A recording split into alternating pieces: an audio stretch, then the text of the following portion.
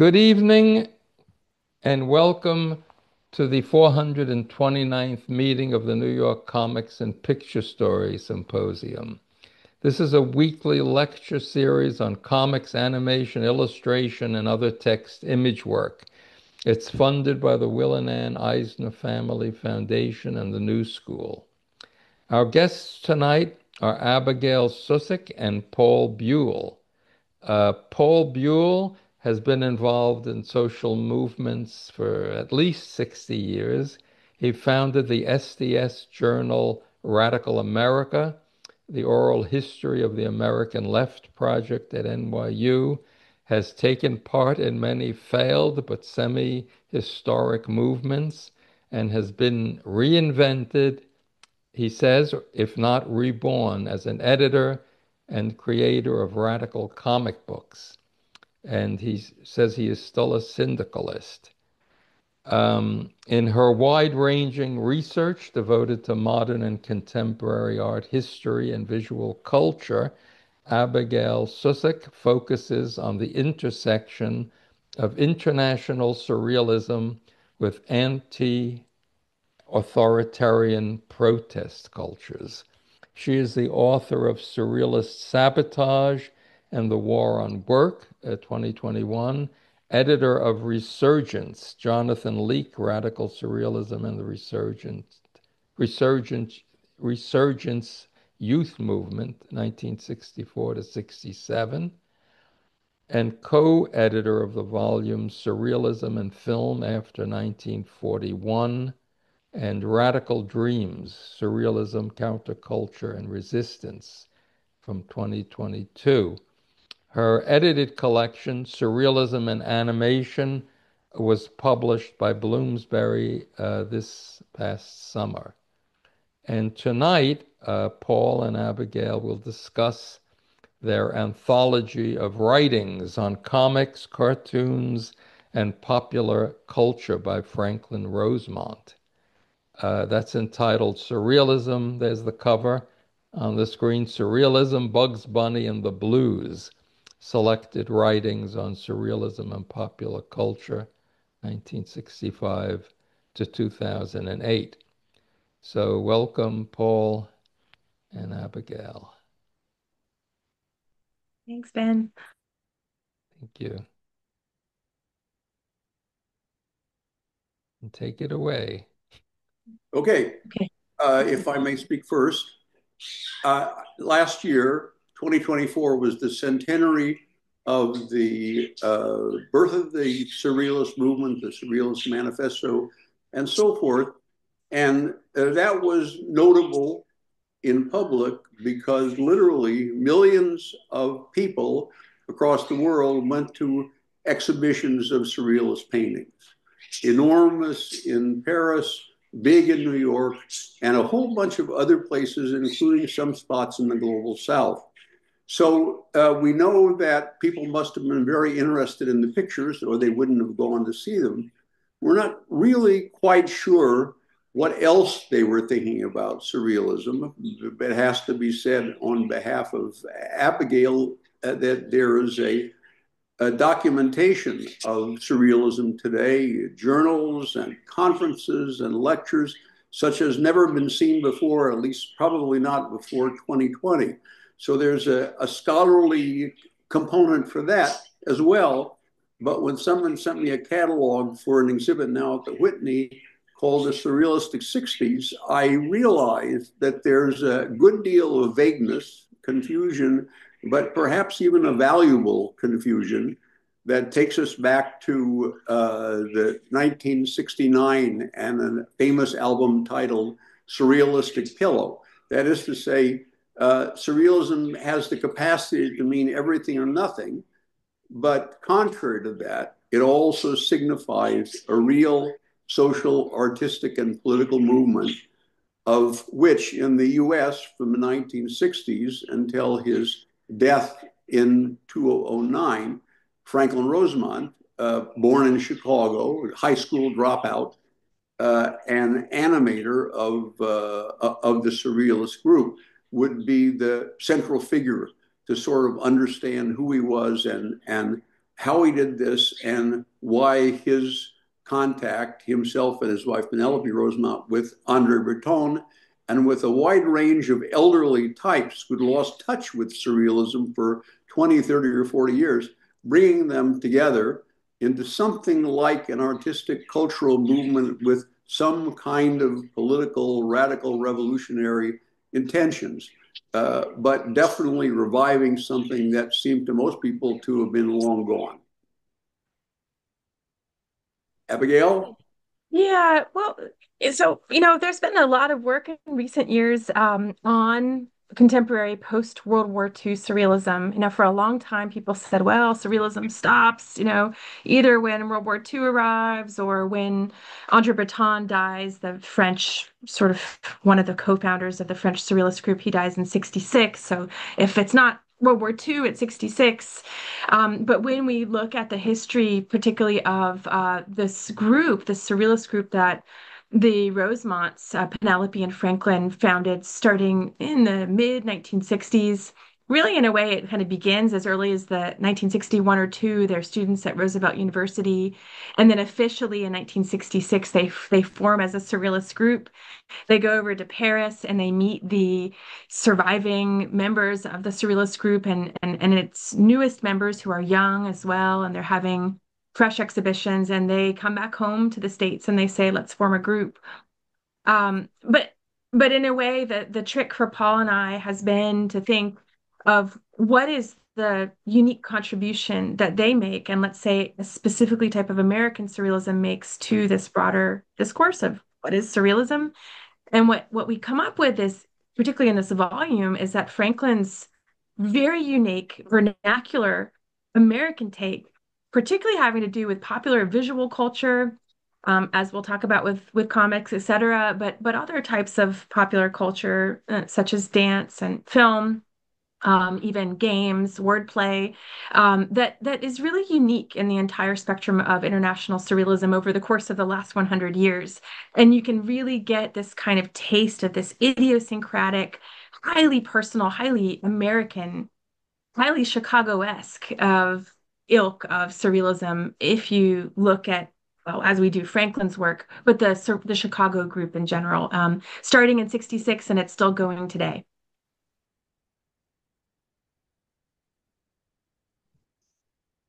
Well, a little space here, so let me speak about Franklin's Chicago roots and the significance of it.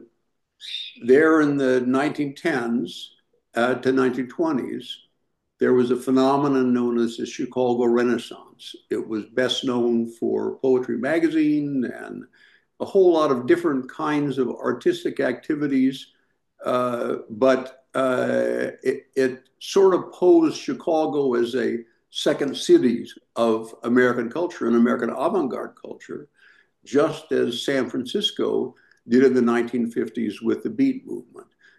Things sort of, the aura of Chicago could have said to have quieted after that, but not for Chicagoans, so that we have the remnants of the industrial workers of the world and their milieu, a sort of proletarian university that became a hobo university, avant-garde cultural clubs that radiated bohemianism before the Beat generation, and a lot of personalities, of whom Studs Terkel is a wonderful example, who explored the oddness of this city that's overwhelmingly, or and now ethnic, Eastern Europeans, Northern Europeans, Southern Europeans, and now very heavily Latin American, but re-Polish, again, it's once more, it's the largest Polish city in the world except for Warsaw, and maybe more so, and so on and so forth,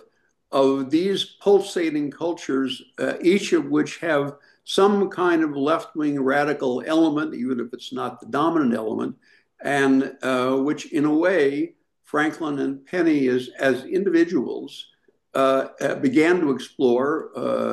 Penelope came from a Bohemian, that is to say, Czech background, and Franklin is one of these Americans of many generations of oddballs who made it their point to make Chicago a little Paris in terms of avant-garde culture. And there was a culture there in Paris, or plural cultures there in Chicago, that were eager to see it that way. And not too many years ago, I spoke to an editor at a prominent press in New York, and I said, the Kirk Company is in bad shape, as it is intermittently since its revival in 1980, the oldest socialist publisher in America, very prolific between 1900 and 1920 or so.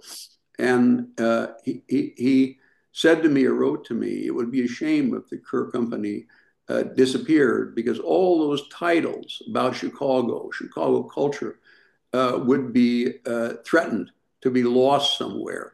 So that the phenomenon of Franklin and Penny Rosemont and their circle around surrealism is certainly their central focus, but the broader sensibility of there being something there in the Midlands of a bohemian, interesting character. Well, maybe I'll stop now, except to say, in the Chicago of Franklin's childhood, I remember this, I'm from the downstate, Illinois, there were still really famous blues musicians playing in the streets of South Chicago, just making a living playing on the streets.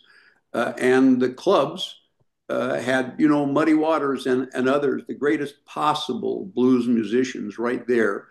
And in the northern part of Chicago, in Old Town, there was a bohemian scene of various musical and performance types, and a sensibility that it was so vibrant you sort of would have to be there to appreciate its various components, but was something to see and something to experience, and they did something with it. And I mean, I think what you said, Paul, is really helpful. And so the sort of reservoir of sources and inspirations for both the Rosemonts and the members of their group, which did change, between the decades, and from the 60s and the 70s, there was a radical change. I've showed you a few pictures here of different periods of the kind of group membership and alliance. This is a photo from the 70s.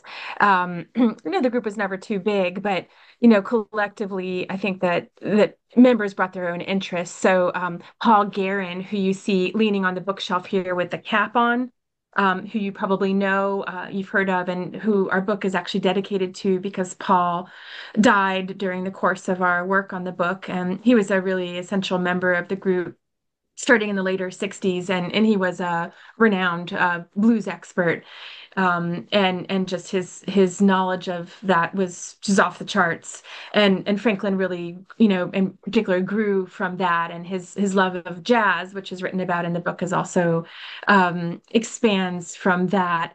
And their profound interest in African American culture in general, but particularly music, really comes through in the volume. But I also want to just step back to the earlier 60s and say I think it's kind of cool. Like Franklin and Penny are just kids going to public school in Chicago in, the late 50s and early 60s. They're really influenced by the Beats, in particular Franklin. And but they both discover surrealism in their public libraries. So they're in high school. So they're just, actually, I'm sorry, it's in middle school. They're just going through finding these kind of Reader's Digests, that might include a single translated French Surrealist poem.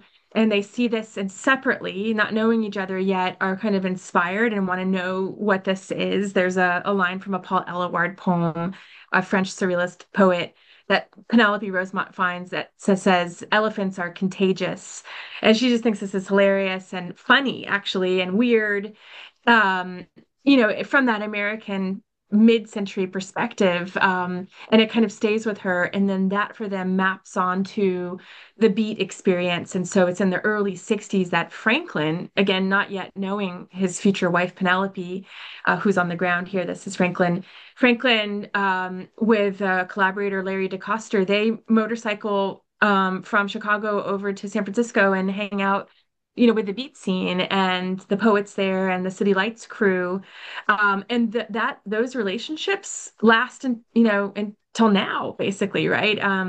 With with the remaining community at City Lights. And so that is fodder as well for this kind of growing surrealist Americana of orientation of Franklin in particular. Where would you go from there, Paul, do you think? Well, Abigail will help me in remembering one of the surrealist artists, women artists, the only one about whom there has been a graphic novel produced. She lived in Mexico for a long time. Yeah, There, Carrington. And uh, yeah, you Carrington know, is actually in the center of one of the photos I was just showing. I'll go back to it. but really one of the most important women surrealists. Now, she has mental breakdowns. She ends up in a mental hospital in Spain. She manages to get out of the grips of fascism and gets to Mexico. She marries a Mexican painter. And then miraculously, she's an aging woman, an avant-gardist, and miraculously, I believe Penny Rosemont is in contact with her. It's a staggering thought that people who had been out of touch with surrealism for 20 or 30 years suddenly were in contact. And for a while, Leonora moved to Chicago and became good pals with Penny. And I think that was the same with a number of other remarkable oddballs in the US. And maybe that should bring us to one of the other really important things that Franklin and Penny did, which was sort of to discuss outsider art before the term outsider art was discovered. There weren't so many people who thought about the Watts Tower in Los Angeles before Franklin and Penny were writing about it. And a dozen other, Henry Darger is a really great example. In the last 5 or 10 years, Henry Darger is, hugely interesting and popular, but very few people thought about him or wrote about him before Franklin Rosemont did. And that's partly because Henry Darger was a Chicagoan, but it's partly because what he did was so far out of the bounds of what would be recognized as modern art or any other art, that it took a kind of surrealist sensibility to point to the importance of a way of looking at the world from somebody who had an angle that was so strange that it couldn't be duplicated, who doubtless had psychological problems. And then again, Franklin and the surrealists sort of thought hysteria brought the possibility of real creative adaptation. A sort of crazy thought in the 1920s, but indeed coincides with what psychologists have since then thought as certain kinds of artistic aspirations. And that interest in so-called outsider art extended curiously to comic book and most of all comic strip art in the daily newspapers. Now, there's been a fair amount of interest since the new century in examining comic art. It's sort of like surrealism. There are now journals about comic art, and art historians are taking comic art seriously. But this wasn't the case in the 1960s to the 1980s. It could be that underground comics sort of lifted things up.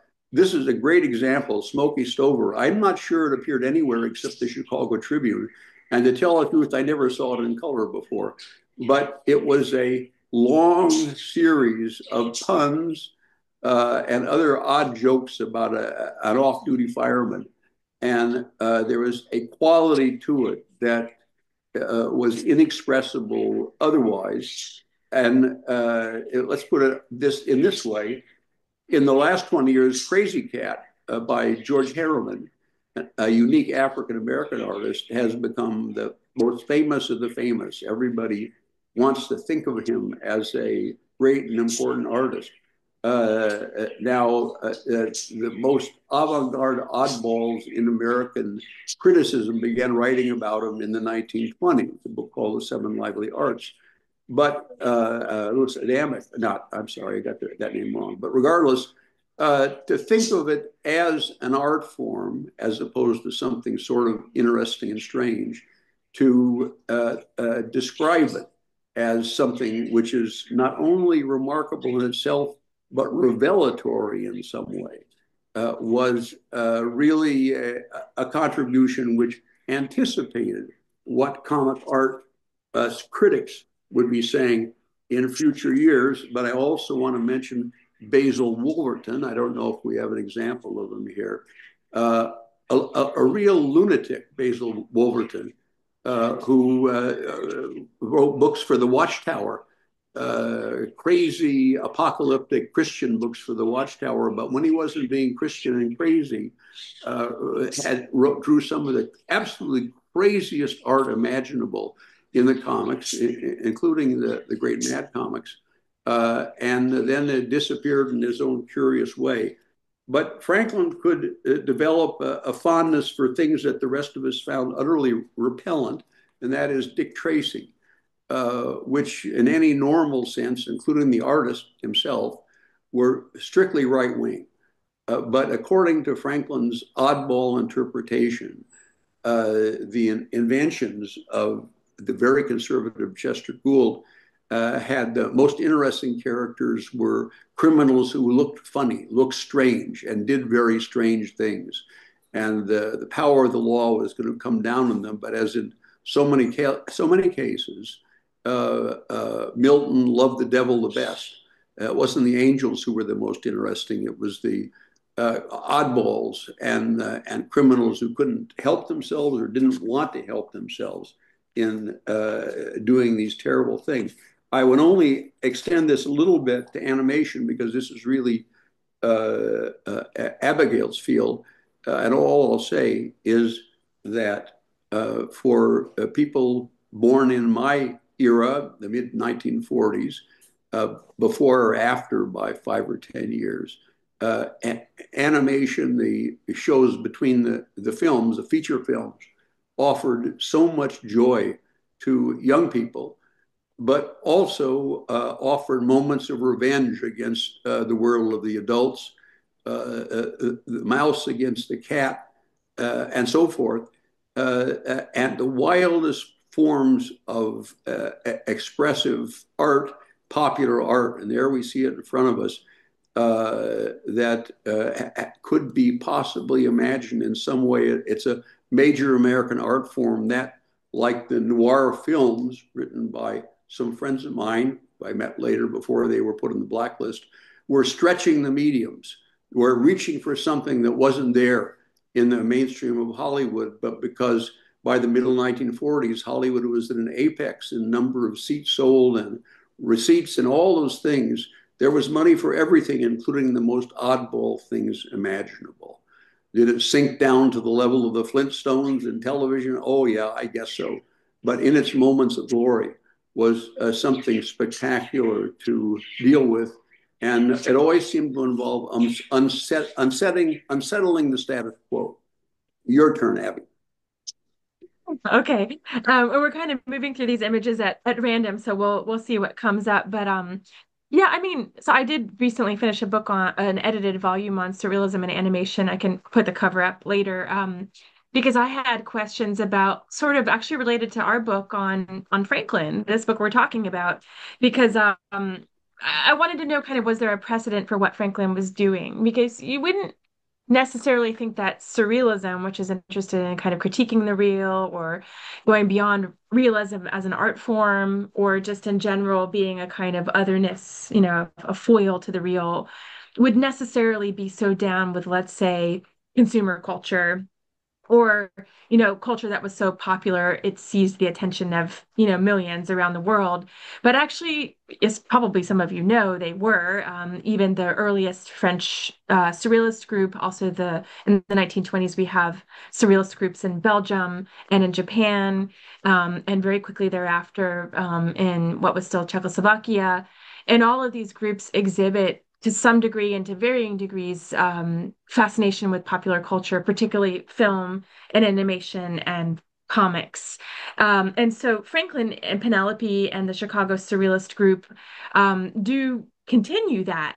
and they expand it really into mass consumer culture from the United States.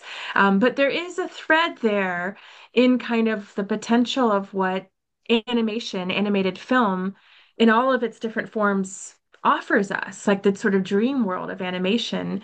So, Georges Méliès in France, the Man to the Moon, if you know those images, a lot of it is using stop motion animation, is maybe the earliest source of French surrealist fascination with cinematic forms of animation. And Méliès uses a combination of live action cinema and animated techniques. But then they move into pure animation a little bit later on, and that's what the book touches on. So Betty Boop, certainly Bugs Bunny, right? Tex Avery and Warner Brothers style cartoons become really important to them. And that's why we used as the cover of the book, let me see if I can find it, a collage that Franklin made that is just a very beautiful original work of art by him from the 60s, actually called The Secret of Hegel, which seems to have nothing to do with animation or cartoons.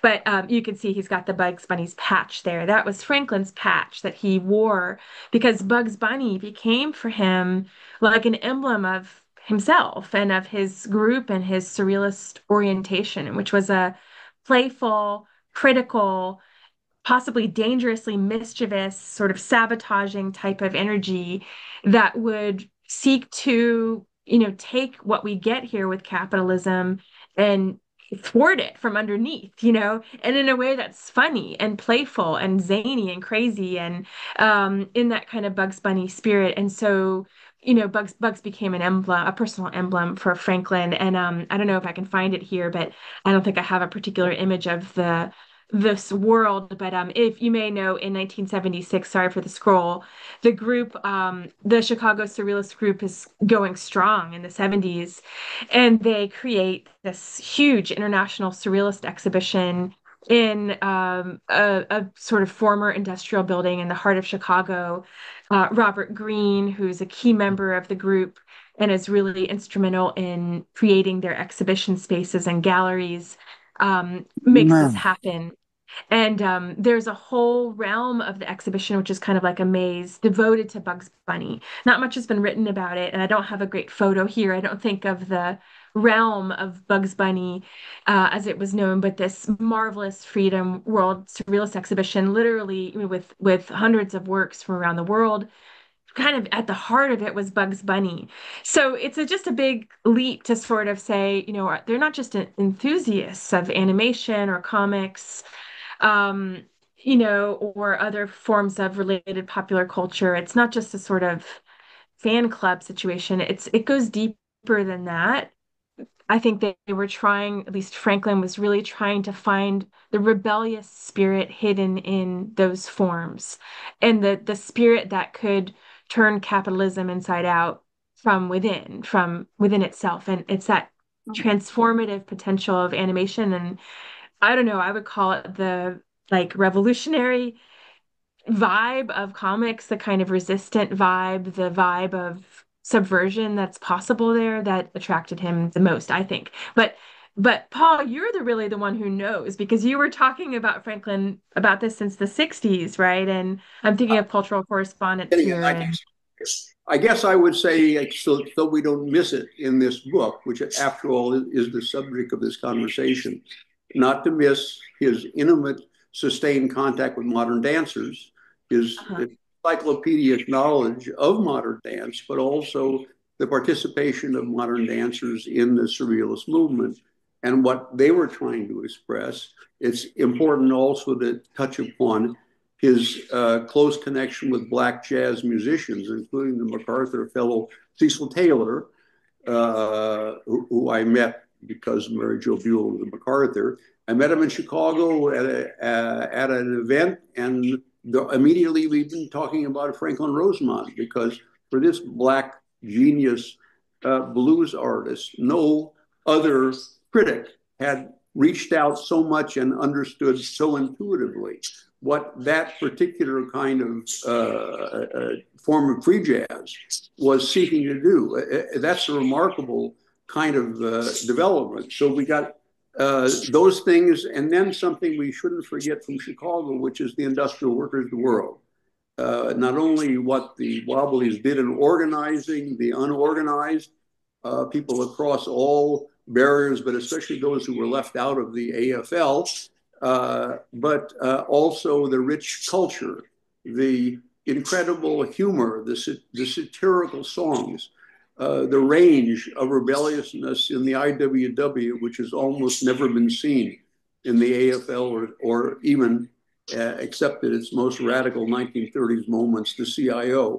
The IWW faded by the 1920s after being suppressed, but its culture has remained a kind of shadow of what the American working people can do, not excluding sabotage of the most peaceful kind, of course, but a wide range of militant activities, disrespect for patriotism, disrespect for the bosses in any form, and searching urgently to find ways in which they can build solidarity with the various lowest levels of the otherwise unrepresented working class.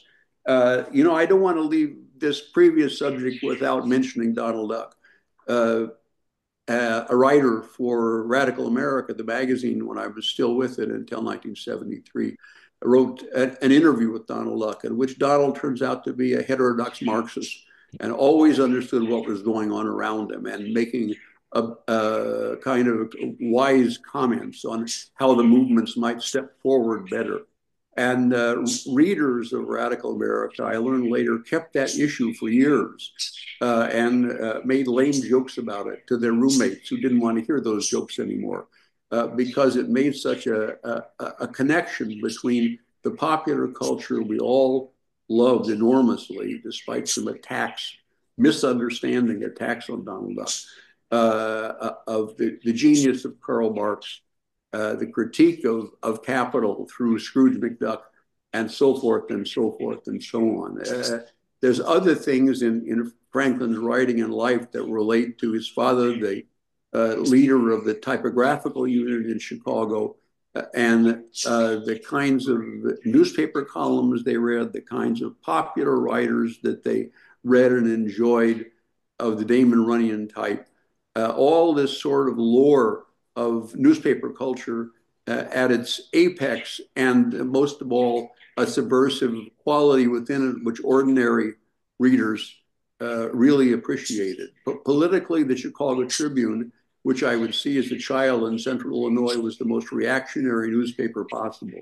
But buried within it, but especially in its comic pages, full of wonderful stuff as it arrived every day at Franklin Rosemont's parents' house, and he delved in it and separated the good from the bad. Why don't we talk about like Radical America and cultural correspondence a little bit in terms of like how you learned about all this, and unless Ben, if you have a question, like how you confronted Franklin and began to experience his take on this stuff. Well, I have to say it was always a somewhat ambivalent and uncertain relation because he was so sure of what he wanted to do. And on the other hand, I was an affable left-wing magazine editor, publisher of an eclectic sort with a past, a political past that wasn't the same as his. I was never a Trotskyist of any kind. I was more of a syndicalist. But we found a way to come together. This issue was a fine example. Gosh, for the days when magazines cost 75 cents. The type was very small and the printing was uncertain. I oversaw it sheet by sheet, and then we both collated, stapled, and sent them out.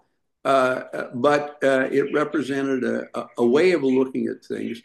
And not to be too autobiographical, when I hit the limit with Radical America, which is to say when the mass movements of the 60s had receded and the 70s were upon us, I launched a second magazine which lost money even more consistently than Radical America, which had a real following on campuses. And the second one is indeed Cultural Correspondence, whose thesis was to turn Adorno's view of culture upside down, to rediscover the Hegelian dialectic, but see it in the lives of ordinary people and find a way of explaining it. And we conducted quite a number literary experiments along this line. There's a collected anthology of the best, I think, writings in cultural correspondence called Popular Culture in America. But certainly among the most vibrant contributors to this was Franklin Rosemont, and he edited one full issue in 1979, which is certainly among the finest issues of any journal on surrealism in the U.S. These were the days when they were closely allied with Franklin Rosemont, with Herbert Marcuse, I have to say. And in this anthology in 1979, the Surrealist issue, Franklin brought together really a coherent view of many, many things within popular culture from the mid-19th century to the present that hinted at something about surrealism and offered a kind of way forward, and also were in their own way, at least sometimes, very popular with ordinary people. So better than anybody else in this magazine dedicated to find the radical elements in popular culture, Franklin already had a plan for locating those elements, and he also was an extremely good writer, as anyone picking up this anthology will say. And a previous picture, this was the one just before this one, which is to say not Paul Gerin, but Lawrence Ferlinghetti. Lawrence Ferlinghetti of City Lights, the great Lawrence Ferlinghetti. We see him as the figure second from the right, second from the left here. Really, it's the kind of person who we youngsters were reading when we were 15 years old, if we could get a publication with his writing in it. Finally, when we published Free Spirits in 1981, he became one of our writers. It was a wonderful yearly anthology that lasted exactly one issue, but established what had already been clear with Franklin and Penny, which was we were connected with Lawrence Ferlinghetti and the story of the Beats. We didn't share everything, but we shared a lot. And we were in a way carrying on that story from a different angle. We joined them. I'm not saying they joined us much, but we have a message from the outside, the distant outside. Michael Dooley. And he says, do not forget Radical America Comics. Well, this was not exactly a surrealist venture. I happened to discover underground comics in the underground newspapers toward the end of the 1960s. And because I'd gotten a small grant from a foundation based on bra snap that was about to expire, the foundation, that is, foundational garments, but it was a foundation. They gave me enough money to make it possible to publish a comic book issue of Radical America. Now, there were virtually no underground comics by this time, which is 1969. So I located and got in touch with Gilbert Shelton, who was the most popular artist of the underground comics. Somebody's old enough here to remember the fabulous furry Freak Brothers. They smoked a lot of dope and they were very anti-war. And Radical America Comics, the most popular thing I ever published until the adaptation of Howard Zinn, some years later, some decades later as a comic. Radical America Comics became a hot seller for SDS chapters and campus activities, and sort of expressed the mood of dope plus anti-war sentiment. And for no surprise, it got the publication on the FBI watch list. But it was too baffling. They couldn't follow it for too long. So it did no harm. And thus, underground comics are born. And Michael Dooley is adding to everyone, yes, there were various people in the underground comics world who thought of themselves as influenced by surrealism. And by 1979, there was a full comic, 24 pages, edited, published by Dennis Kitchen, called something like Surrealistic Comics, which appeared and disappeared as if overnight, but was an effort by Robert Crumb and a number of the other very famous or soon to be very famous artists who were influenced by Surrealism. And in fact, I did some interviews with underground comics artists in the magazine Cultural Correspondence, and several of them touched upon issues relating to Surrealism. They were not going to commit themselves to anything, but it was clear that Surrealism was sort of in the air, and perhaps my own last gasp at the Radical Humor Festival of 1982 in New York University was to organize an international humor movement, a radical humor movement intended to be a global humor movement. And no surprise, Franklin Rosemont and the Surrealists were happy to sign on. Didn't come to anything, but it was one more effort to extend what had been important to us and be provocative and avowedly revolutionary as the Reagan counter-revolution was taking hold. And I don't know if you want to, should we turn it to discussion at any point? Just interrupt us. No, or if you have no. any questions. No, it's okay. We can. By all means. Yeah, Paul touched on Franklin Rosemont's writing style, and reading that today, in the midst of the world of academic writing about comics and all these subjects, is so refreshing. It's just somebody who wanted to overthrow the government I mean, there's a real passion to it. It's not looking at this as an academic job. It was such passionate writing. He would be under investigation immediately. Yeah, it just the whole tone of it. It was not the tone that of staying within the bounds of academic discourse. It went all over the place. It was great, great writing. Hello? Yep. Hi. Hi. Can you hear me? Yes. Very well.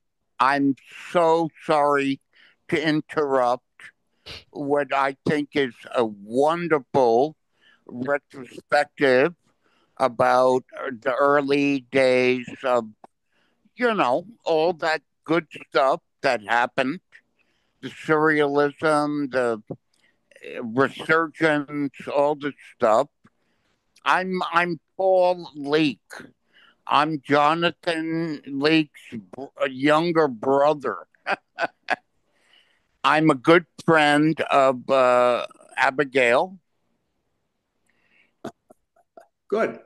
And very supportive of her effort to archive his contributions to the revolutionary 60s.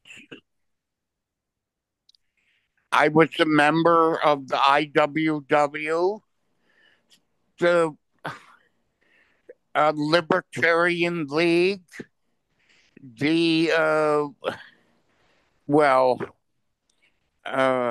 all those other groups in the 60s. But I don't want to interrupt your conversation. I really just want to send you good vibes and allow you to continue your reminiscences about those important moments in history. Thank you. Very good. Let me touch on two other things in the book since we're really playing up the book. One is Edward Bellamy, whose utopian novel, Looking Backward, was among the very best-selling books in all of the 19th century. It was number 2 or number 3 after Uncle Tom's Cabin. It was read by millions, and then later on, many socialists decided they didn't like Edward Bellamy at all, partly because the British utopian William Morris didn't like him or was envious, but partly because he's locked into a bourgeois vision of a future consumer society in which the radio existed and all kinds of uplift exhibit. But for Franklin, as for me, this was a misreading of Edward Bellamy, who very much helped Eugene Debs become a socialist. Oh, I remember that name, yes. Well, Bellamy. Yeah, I remember that name. hardly anyone had read other books by Edward Bellamy other than looking backward. And what Franklin discovered was a kind of science fiction sensibility, slightly mystic science fiction sensibility, which pervades this self-avowed radical revolutionary of the 1870s to 1890s, who was immensely influential. The other one I wish to mention, because here in Providence, he's the only literary figure of note ever, that is to say, H.P. Lovecraft, whose adaptations of H.P. Lovecraft into horror films, as of the present, perhaps, certainly as of 20 years ago, exceeded any other horror writer, including Edgar Allan Poe. Now, H.P. Lovecraft had quite a lot of reactionary views about culture, race, fear of the loss of the Yankee culture, et cetera, which were useful to him because secretly, as in his stories reveal, he wished to be taken over by the other with the capital O. But by the middle 1930s, in touch with a pulp writer in New York, he was convinced that he was wrong about all that stuff and became a follower of Norman Thomas and a socialist. I'm afraid that late fact hasn't reached everybody who's cursed H.P. Lovecraft. But what Franklin saw in it was what I and others saw in it, an imagination gone wild, which through horror stories was able to offer people a lot. I would say a much better version of the horror novels, films, and other media forms that are available now, are pervasive now, but give some insights into why people would ever wish to understand horror and why, from the Gothic novel on, it's excited a certain kind of uneasiness and even hostility toward things as they are. So it deserves another look. And Franklin was among the foremost in pointing to that as something to think about. And H.P. Lovecraft is someone whose writing is worth recovering for radical reasons. Yeah. You know what's interesting is Norman Thomas was born on November 20th, which is the same birth date as Jonathan Blake. Yes, everyone. And he always kind of, sort of superstitiously thought that was very important. I'm sure. Franklin was born on some date as some other great revolutionary hero. But here we're looking at Benjamin Paul Blood. Maybe you want to say something about Abigail? Actually, Paul, I was hoping you would say something about it. Because this is one of the more obscure references for me in the book. So, the book is a series of essays that we've gathered from all kinds of places, and some of the references to Americana go quite deep and, beyond the political context. Like, obviously, we all know Lovecraft's name, but I think Benjamin Paul Blood is probably quite obscure for people. And, I think he had this experience, taking a kind of narcotic at a dentist in the late 19th century, as far as I know, and then this influences his writing and beliefs. Is that right? So, despite the fact that actually the Chicago Surrealists had a prohibition on anything other than marijuana, there were some select experiences, but it was not a psychedelic group. I think that's actually really important to mention that that the group, unlike other related groups, maybe like Resurgence that Paul is mentioning, or Black Mask, or any of the New York-based countercultural groups, the Chicago group was not interested in drug use other than marijuana. But they liked that Benjamin Paul Blood had this transformative experience with what drug was it? Do you remember, Paul? It might have been laughing gas. I think it was.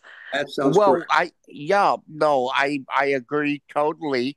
I think we were all potheads from way back when. I started smoking weed at the age of 14, and I still smoke. And I think it's possibly one of the only non-harmful, creative, anarcho-syndicalist, uh, good things to do. But I don't want to interrupt.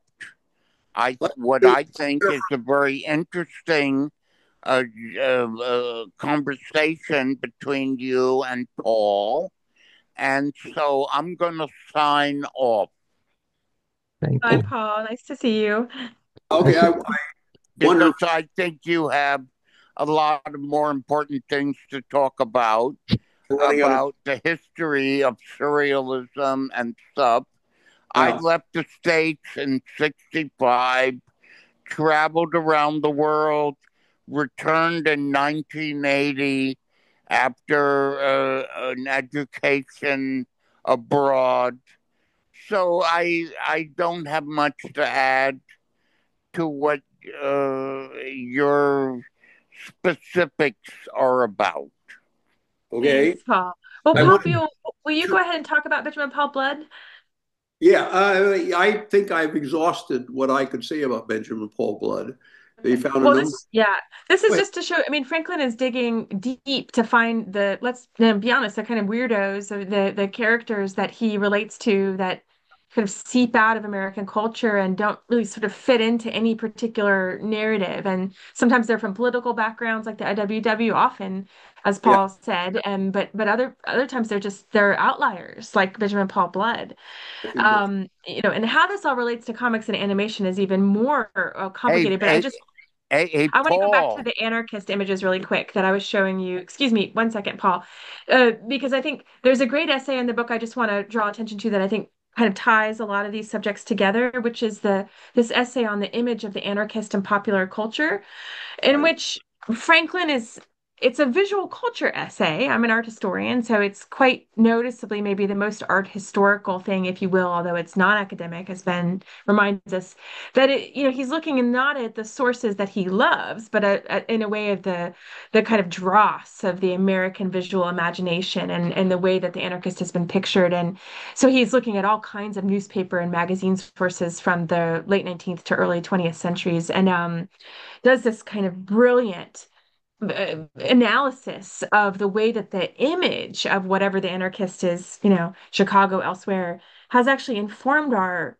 social orientation and political thinking about anarchism at large in society. It's really effective. And I just want to say that he's also looking at sources that are not by one well-known author or something he loves, but something that is just sort of in the air, if you will, the zeitgeist of a particular subject. Yeah. Paul, yeah, I go see ahead. Dave Berger has Yes. something to say. Oh, Dave? great. Hi, Dave. David, are you there? No. Well, I think he left, but we could look at his Oh, question. it's more like a comment, but I think he had some other things to say, but I guess, yeah, he's gone.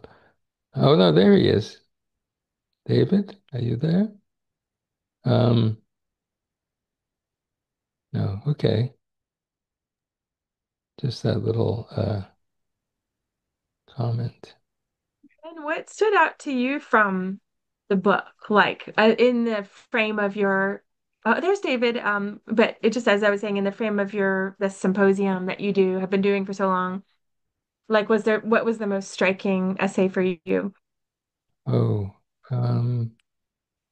I think just the breadth of it, all of the things he looked at. I came upon that issue of cultural correspondence whenever it was floating around after it had recently come out in these kind of alternative bookshops in New York. And so, I mean, it opened up a world that I just didn't even know how to begin I to didn't put keep an track image of of all the this. Yeah. cover, so I'm gonna pull the image up for a second because I didn't put it in my PowerPoint, but Yeah. you can see the cover.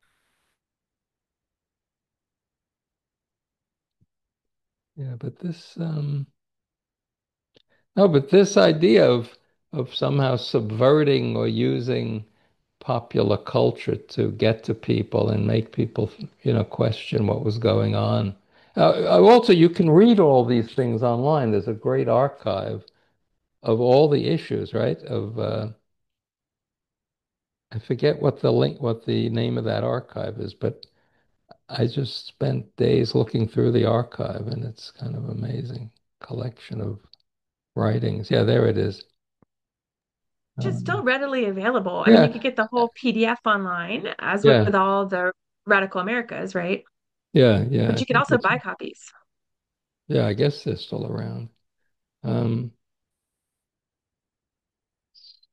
so Yeah, although with the Met Surrealism Beyond Borders exhibition in 21-22, which went to the Tate Modern in London, they started collecting a lot of this material, which is now much more rare and difficult to get. And I just want to give a shout out really quick to the two journals that the Chicago group produced. There's a pre-surrealist journal called The Rebel Worker, which was actually an IWW affiliated publication.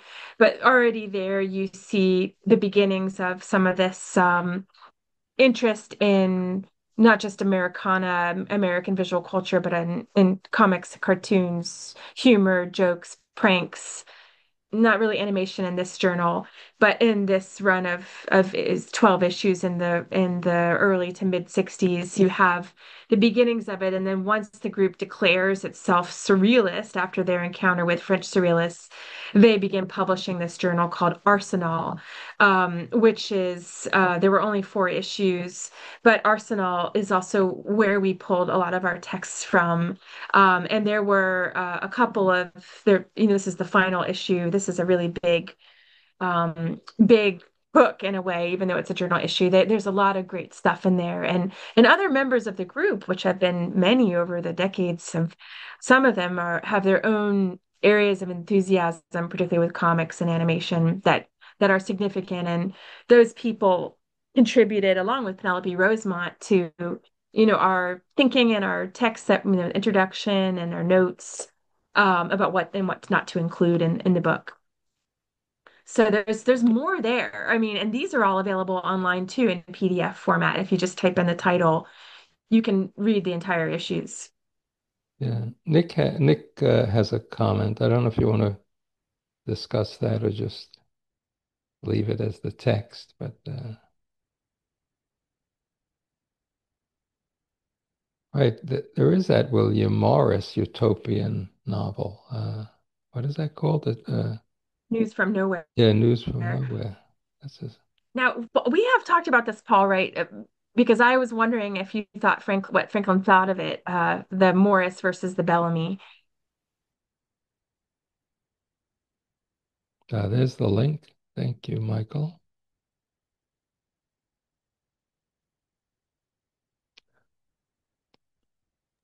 Paul Buhle, if I recall, you said Franklin wasn't interested in Morris, right? Or was he? I don't know if Paul can hear me. You're muted, Paul. Oh, you're muted. That's why we couldn't hear you. Hit your unmute button, Paul. Hmm. Yeah, we still can't hear you. So go down to the little mic button and hit unmute.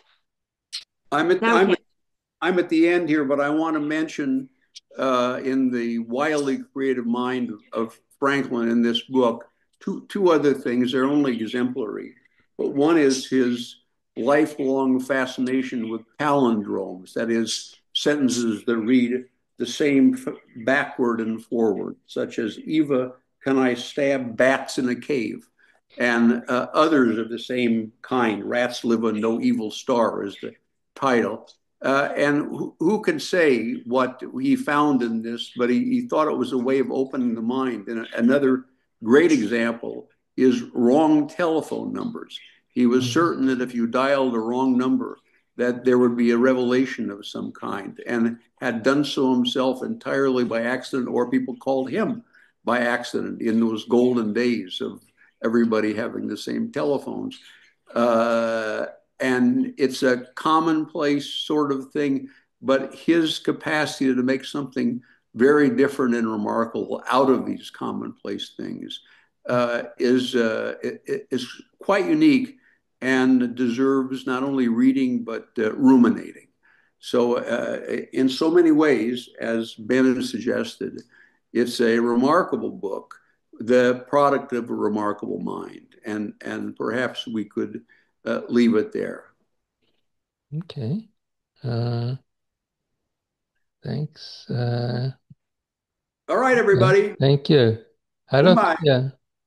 I think if Bye, there are no Paul. other questions, we can call it a night. Look up the book and you can see you can appraise for yourself what became of this, at least that French surrealist moment. So thank you, everybody. Thanks Thanks for so much, Ben. Yep. Bye-bye. Nice Good to night. see you, everybody. Good night. Bye.